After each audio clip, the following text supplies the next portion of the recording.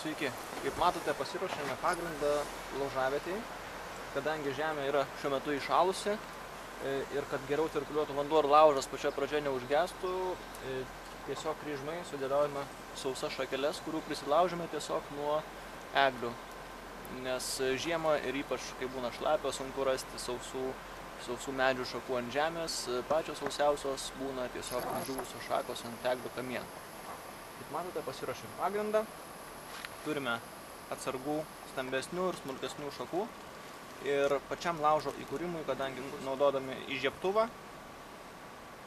pasiruošėme tokį iš labai smulkių šakelių, taip vadinamą paukščio lizdą, kuriame naudojame eglės šakeles, beržo tošį ir pušies sakus.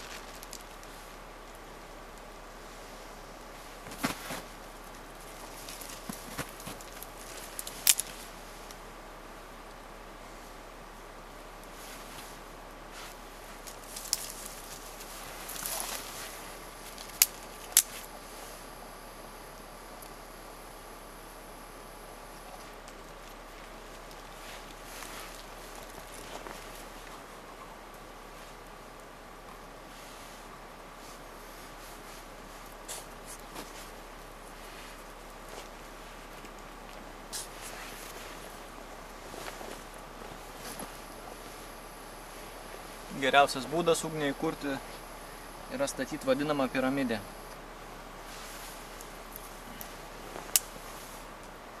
Kadangi tokiu būdu ugniai tenka didesnė dalis oro ir jį greičiau įsidega.